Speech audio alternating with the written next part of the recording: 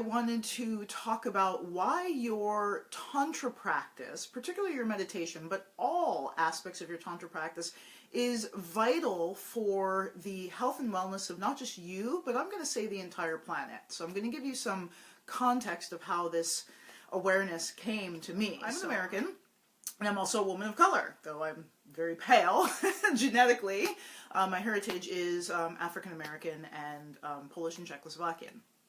And so what's going on in the United States right now is, you know, we have a person who's been elected who has expressed some very racist and painful things to hear, and he's assembling a group of people to run the country who also share a lot of these racist views. And racism is nothing new to me or any person of color who's lived in America, but it's tragic to observe how blatant and how obvious it is, and how people really, other people in power really not taking a stand against it. I think that's the most painful thing. So I'm kind of torn up, alternating. I don't spend 100% focus on it, but I am being aware of it because I'm an American and I kind of need to know what the heck is going on in my country, right? So there was this one day where I was really feeling pain about it, and I was feeling like it's the pain of injustice, right? It's the pain of not being able to do anything. It's that like, oh, this is so wrong. Like, you know it in every cell of your being that what is happening is a violation of God, quite frankly, and the impotency and the futility, not being able to do anything about it. So what came to me in that moment was the thing that you can do is you can return home to yourself. You can focus on truth. And so I listened to that voice and I sat down and I did my meditation practice. I did my 21 breaths, like you guys do my color breathing, but then I did a deity yoga practice that goes a little bit deeper than the elemental practices. And the message that I got through this was the most critical thing we can do in our lives, not just in times of unrest, but in our lives, is turn our attention back to ourselves. And not our little ego selves, but our true infinite selves, because we are all emanations of one consciousness. That is the ultimate truth. Quantum physics actually says this, I think.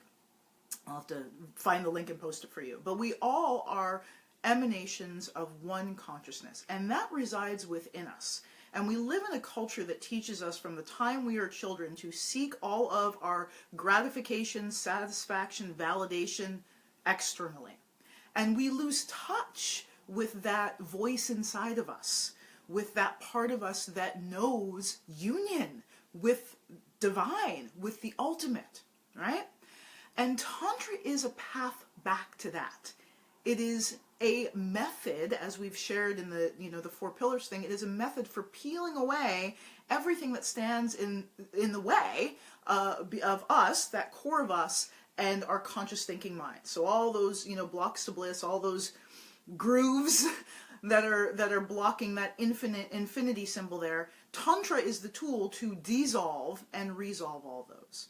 And so in these times, particularly these times of planetary unrest, it is revolutionary every time you sit down to do your 21 breaths, to do your color breathing, to do your elemental meditation.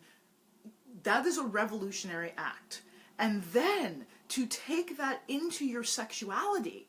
Who is doing that? Who on this planet is cultivating mindful presence through sexual connection? You are. And we need more people doing that, right? But that is, again, it's revolutionary. And make no mistake, this is a political act, right? Because when we understand ourselves, our high selves, our true selves, to be the source of power and to be an emanation of the divine, we cannot be controlled by external circumstances. And we will not listen to lies because we're so connected to source that we feel it. Every time it speaks, it's like hitting a chime. So Martha's saying what continues to occur to me is the view that our Dharma practice helps us transcend the pain and violence of conflicts on this worldly pain. Absolutely. It transforms it, it transmutes it, because we stop identifying with it. We stop identifying with the story. And this has been so present for me recently, like in my own personal life, really being aware of that little story that I tell myself. And this huge, well, the story that I tell myself is that I'm not good enough, right? That's the story I tell myself. and this huge need for validation from others, right? How many likes are we getting? How many people, are we getting approval? Is my Lama patting my head and saying, good job, Devi, right? How often we seek our validation and our worth and our value externally, as opposed to cultivating that from the inside out. And that's what we're doing every time we sit down to practice. The other thing that's really amazing, this occurred to me the other day, and I was sharing this with Martha, is the fire element is the antidote to attachment. So much of what's going on in this world today is a result of attachment. Attachment to what? To resources, right? Attachment is greed. That's what attachment is. And our inability, the unequal distribution of wealth happening on this planet is a result of greed. And the fire element purifies greed. And how amazing that you are doing that on at least 4 times a week, we hope, right? On a regular basis. And so you are purifying that, not just in your own consciousness, but in your home, and then in your city, and then in your state, and then in your country. I mean, again, we have you all over the world doing this practice. And I just, I'm saying this because this came through as so crystal clear for me to commit even more deeply to the power and the potency of my own practice, and then wanting to share with you, because what you are doing matters, and your choice to embark on this journey matters. And it matters not just to you, it matters to all of the people in your community, and it matters to the planet, because we are in the process of healing and purifying and clearing and transforming the consciousness on this planet every time we sit down to do any one of those 4 pillars, because we are connecting with our divine. And every time we connect with our divine essence, it gets stronger. And then it starts to transfer out into every thought, deed, and action.